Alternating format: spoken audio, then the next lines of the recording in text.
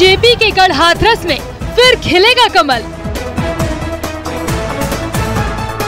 सुरक्षा को लेकर बिल्कुल संतुष्ट हैं। पुलिस वाले हर वक्त सड़कों पर रहते हैं, 100 नंबर की वो गाड़ी रहती है हमेशा, तो इससे हम संतुष्ट हैं।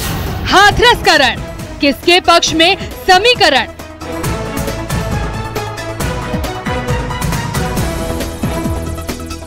और सुरक्षा तो हमको मिल रही है अच्छी खासी, उससे तो हम संतुष्ट हैं सुरक्षा से। तो इस बार का वोट आप किसको करेंगे? मेरा वोट मोदी जी को जाएगा। काका हाथरसी की धरती क्या है सियासी सरगर्मी?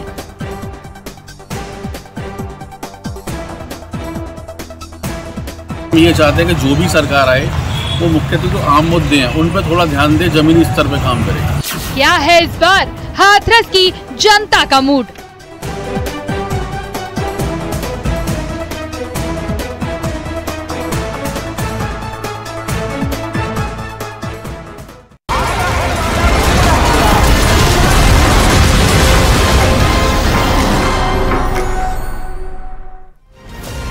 नमस्कार, आप देख रहे हैं न्यूज 18। मैं हूं आपके साथ मेनका चौधरी। स्वागत है आपका हमारे खास प्रोग्राम गेम्स ऑफ गद्दी में। आज गेम्स ऑफ गद्दी में बात होगी हाथरस लोकसभा सीट की। बीजेपी का गढ़ माना जाता है हाथरस। 1991 से पहले कभी इस सीट पर बीजेपी का खाता भी नहीं खुला था, लेकिन 2019 तक, यानी कि 1991 से लेकर 2019 तक बीजेपी का ही कब्जा रहा। 8 लोकसभा चुनाव हुए, 7 बार बीजेपी ने जीत हासिल की है, जबकि एक बार बीजेपी की ही मदद से आरएलडी ने यहां पर जीत हासिल की। कुछ ऐसी है स्थिति हाथरस की। और अब चलिए अब आपको दिखाते हैं हाथरस सीट पर मौजूदा सांसद कौन है। हाथरस की लोकसभा सीट से वर्तमान बीजेपी सांसद स्वर्गीय राजवीर दिलेर जी, आज ही इनका निधन हुआ। हार्ट अटैक की वजह से निधन हुआ। हार्ट अटैक के बाद इन्हें अस्पताल ले जाया गया था, लेकिन उनकी मौत हो गई। सांसद राजवीर दिलेर की मौत से बीजेपी को बड़ा झटका लगा है। राजवीर दिलेर बीजेपी के टिकट पर 2019 में लोकसभा चुनाव इन्होंने जीता था और हाथरस से ही संसद पहुंचे थे। और अब चलिए अब समझते हैं कि यहां का गणित क्या है।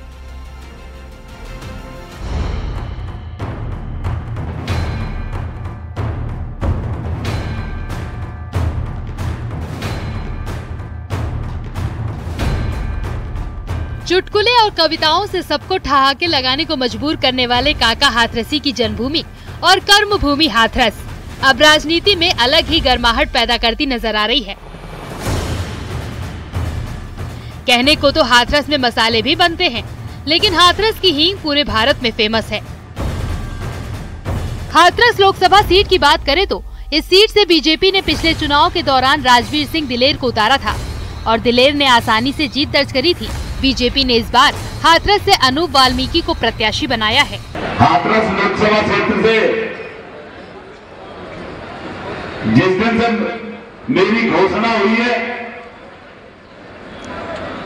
उस दिन से लेकर जैसा कि जोश में आज सभी कार्यकर्ताओं, क्षेत्र की जनता जनार्दन, चाहे हमारे हाथरस व अलीगढ़ की हो, मैं ऐसी समस्त जनता जनार्दन के चरणों में पहले तो शीश झुका करके मैं जनता को, संतान मंच को शीश झुका करके मैं नमन करता हूँ। एसपी ने इस सीट से जसवीर वाल्मीकि और बीएसपी ने हेम बाबू धनगर को प्रत्याशी बनाया है। ये चुनाव बेरोजगारी का मुद्दा है।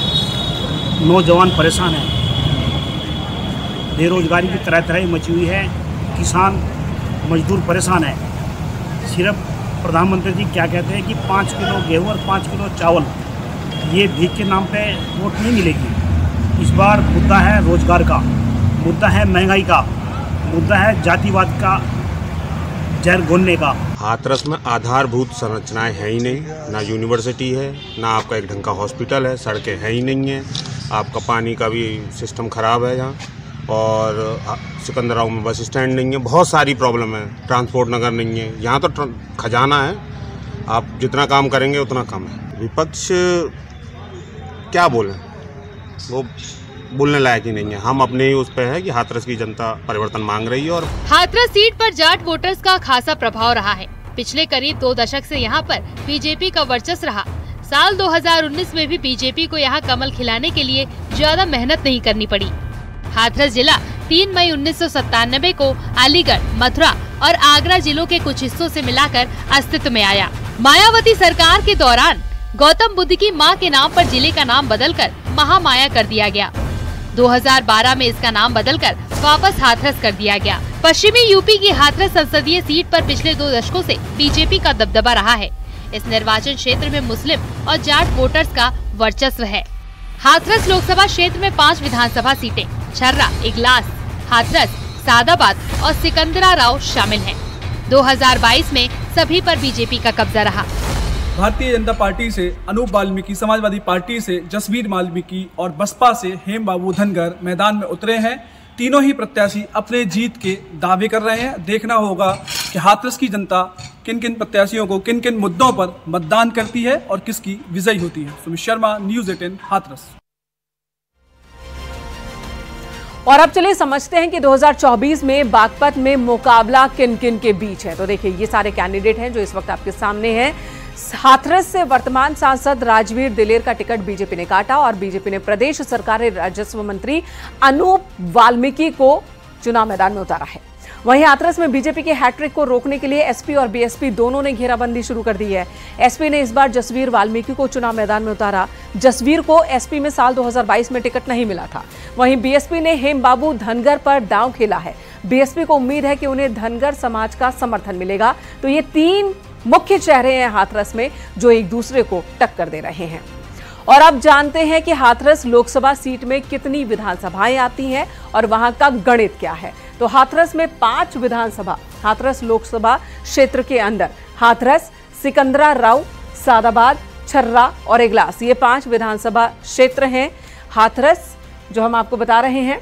और यहाँ पर स्थिति कैसी है ये भी आपको बता दें। 2019 के नतीजे, स्वर्गीय राजवीर दिलेर जी यहाँ पर बीजेपी की ओर से चुनाव मैदान में थे। उन्होंने जीत हासिल की थी। उन्हें 6,84,000 वोट मिले थे 2019 में।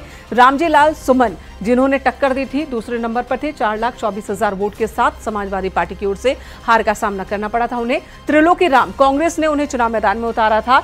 23,000 वोट महज कांग्रेस को मिले थे हाथरस में और इस तरह से वो हार गए। 2014 की तस्वीर भी आपको दिखा देते हैं। 2014 में किन किन के बीच मुकाबला था। राजेश कुमार दिवाकर, जीत हुई थी बीजेपी की ओर से। 5,44,000 वोट मिले थे अकेले बीजेपी को। मनोज कुमार सोनी जो कि बीएसपी की ओर से जो दूसरे नंबर पर रहे थे, 2,17,000 वोट। अंदाजा लगा सकते हैं कि यहाँ पर जीत का फासला कितना बड़ा था। रामजी लाल सुमन को ही समाजवादी पार्टी ने 2014 में भी चुनाव मैदान में उतारा था। तब वो तीसरे नंबर पर रहे थे। 1,80,000 वोट उन्हें मिले थे, समाजवादी पार्टी को मिले थे। तो इस तरह से बार बार 1991 से लेकर 2019 तक बीजेपी और एक बार बीजेपी की मदद से आरएलडी ने हाथरस पर कब्जा किया है। अब लड़ाई 2024 की है।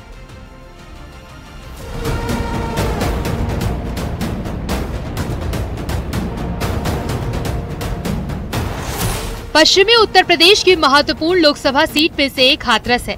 ये मुस्लिम जाट वोटर्स के प्रभाव वाली सीट है। यही कारण रहा कि बीजेपी आरएलडी को यहाँ लगातार जीत मिलती रही है। हाथरस में 19,31,000 वोटर्स हैं, जिनमें 10,34,537 पुरुष और 8,95,934 महिलाओं की संख्या है, जबकि अन्य 50 हैं। स्थानीय लोगों का कहना है कि बीजेपी सरकार में उन्हें काफी सुरक्षित महसूस होता है। नौजवानों के लिए सरकार अच्छा कर रही है, थोड़ा और प्रयास करने की जरूरत है। और आप सुरक्षा की बात कीजिए, मिशन शक्ति है, पिंक बूथ है, महिला हेल्प डेस्क है, जितना भी महिलाओं के लिए जिस इस गवर्नमेंट ने किया शायद इससे पहले किसी ने सोचा था। साथ ही साथ अगर मैं आज खुद आपसे यहाँ खड़े होकर इसलिए बात कर पा रही हूँ क्योंकि मैं इस वातावरण में खुद को सुरक्षित महसूस कर रही हूँ। तो सबसे पहला जो मुद्दा है वो है वुमेन एम्पावरमेंट का। वुमेन एम्पावरमेंट और सेफ्टी जितनी इस गवर्नमेंट ने की है और जितनी इसकी सोच भी है आगे को लेके, वो शायद कोई और पूरी नहीं कर पाए। हाथरस जिला अलीगढ़ मंडल का हिस्सा है। ये जिला हींग के लिए काफी फेमस है। हाथरस की विश्व में पहचान यहाँ की हींग और रंग गुलाल के लिए है। हाथरस को हींग की मंडी भी कहा जाता है। महिलाओं का मानना है कि योगी सरकार में महिला की सुरक्षा के लिए बेहतर इंतजाम है। संतुष्ट जी, छावरे बिल्कुल संतुष्ट हैं। पुलिस वाले हर वक्त सड़कों पर रहते हैं, 100 नंबर की वो गाड़ी रहती है हमेशा। हाथरस संसदीय क्षेत्र के मतदाताओं का झुकाव ज्यादातर उसी तरफ रहा। जहां देश के आम जनमानस का झुकाव रहा। शुरू में जब कांग्रेस सत्ता में रही तो यहाँ की जनता कांग्रेस प्रत्याशी को विजयी बनाती रही। बाद में जब देश में कांग्रेस विरोधी लहर चली तो हाथरस की जनता ने कांग्रेस के विरोधी प्रत्याशियों को जिताया। हाथरस की जनता बीजेपी सरकार में हुए कामों से काफी संतुष्ट है।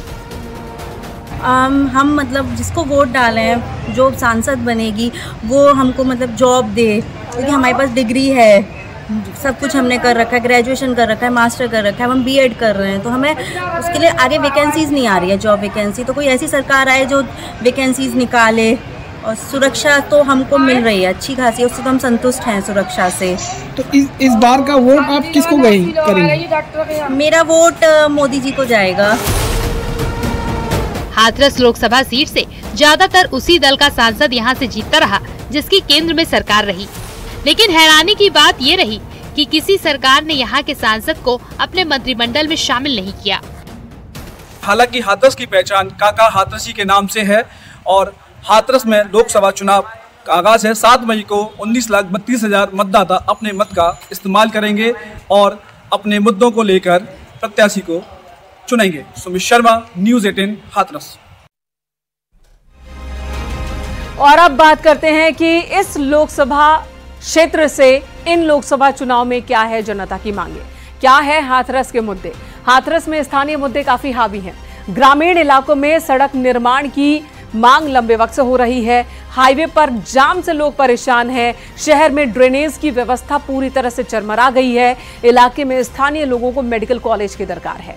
वहीं हींग के घटते कारोबार से भी व्यापारी वर्ग अब दिक्कत में है और युवाओं के लिए रोजगार की डिमांड भी इलाके के लोग कर रहे हैं। तो ये है वो मेन मुद्दे हैं जो कि हाथरस की जनता उठा रहे हैं। हाथरस लोकसभा सीट पर अगर जातीय समीकरण की बात की जाए तो मुकाबला बहुत ही दिलचस्प है। हाथरस में 19,31,000 वोटर्स हैं। अब ये विभाजित कैसे हैं? पुरुषों की संख्या, पुरुष वोटर्स की संख्या 10,34,000 है। महिला वोटर्स हैं 8,95,000। वहीं दलित वोटर्स की बात कर ली जाए जातीय समीकरण तो 3,50,000 वोटर हैं दलित वोटर, जबकि ब्राह्मण वोटर्स की संख्या 2,80,000 यानी कि लगभग 3 लाख है। मुस्लिम वोटर्स भी 1,10,000 है, यानी कि एक बड़ी भूमिका मुस्लिम वोटर्स की भी हाथरस में रही है। तो ये तस्वीर हम आपको दिखा रहे हैं। वोटर्स का समीकरण क्या है हाथरस में, ये हम आपको बता रहे हैं। तो सियासी डगर दलित मुस्लिम वोटर किस साइड जाएंगे, इस पर बहुत कुछ डिपेंड करता है, बहुत कुछ निर्भर करता है, क्योंकि बीजेपी लगातार यहां जीतती रही है। लेकिन इस बार समाजवादी पार्टी के साथ साथ बीएसपी ने भी मजबूत कैंडिडेट उतारा है और बीएसपी को उम्मीद है कि यहां पर दलित और मुस्लिम समीकरण उसके फेवर में जाएगा और जिससे बीएसपी का कैंडिडेट जीतेगा, ये बीएसपी का दावा है। वहीं बीजेपी इसे अभेद्य किला बता रही है। बीजेपी का कहना है कि हाथरस में तो कमल ही खेलेगा।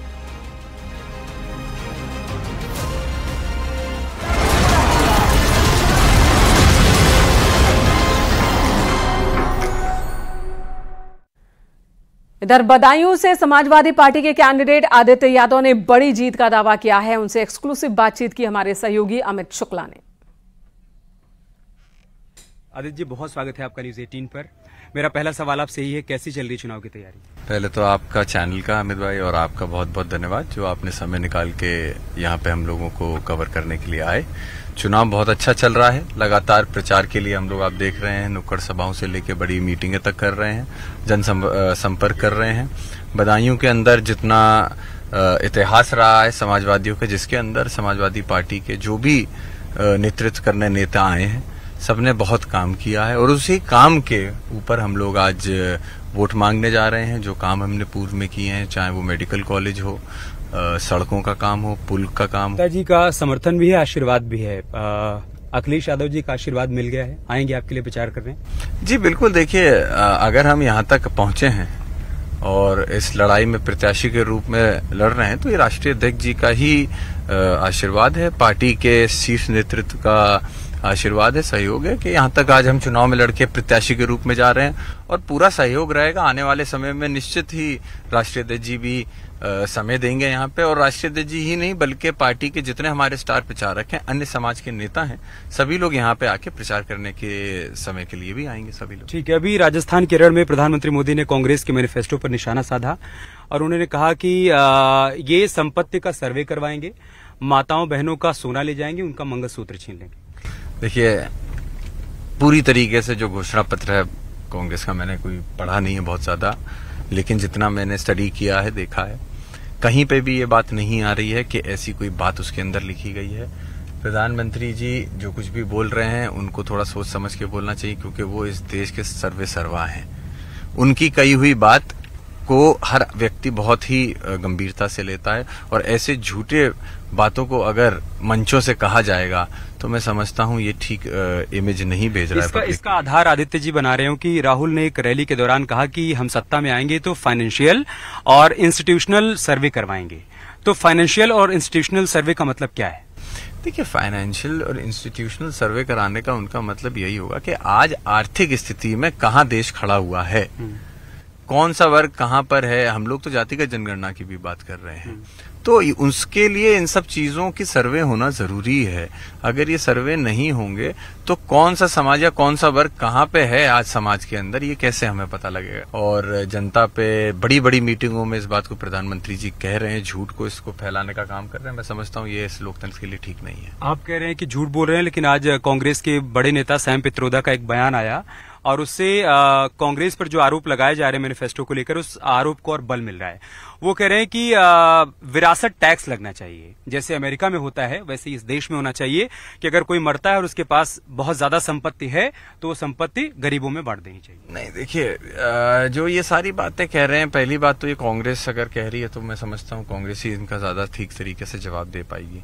जहां तक समाजवादी पार्टी की बात है, हम लोगों ने अपना मैनिफेस्टो जारी किया है, हम लोगों ने उसके अंदर साफ साफ अपनी घोषणाएं लिखित अंकित की हुई हैं। अभी हाल ही में रामगोपाल यादव जी का एक बयान आया है, आपने भी सुना ही होगा, उस पर खूब कंट्रोवर्सी भी हुई। उन्होंने कहा कि देखिए, पूजा पाठ तो वो करते हैं जो पाखंडी होते हैं। इस पर खूब कंट्रोवर्सी हुई। आपको लग रहा है कि उनके इस बयान से नुकसान पहुंचेगा?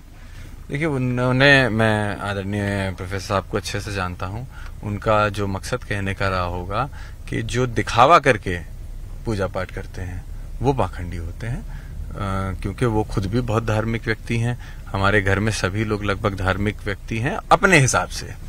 हम लोग कभी भी कैमरे के सामने पूजा नहीं करवाते हैं। हम लोग की जो आस्था है वो हमारी आस्था है। सुबह जब घर से निकलते हैं तो अपने ईश्वर के सामने अपने सर झुका के उनसे आशीर्वाद लेके निकलते हैं। लेकिन उनका कहने का सिर्फ, मैं जानता हूं, इतना ही तात्पर्य होगा कि राजनीति में धर्म का इस्तेमाल हम नहीं करते, वो कहीं ना कहीं पाखंडी लोग करते हैं। जिस दिन वो ये बयान दे रहे थे उसी दिन अक्षय प्रताप जो है वो फिरोजाबाद में अपने कार्यालय में पूजा पाठ कर रहे थे, और अगले दिन आजमगढ़ से तस्वीर सामने धर्मेंद्र यादव जी पूजा पाठ कर रहे थे। तो लोगों ने ये कहा कि देखिए, घर परिवार के लोग ही पूजा पाठ कर रहे हैं और ये कह रहे हैं कि पूजा पाठ करने वाले पाखंडी हैं।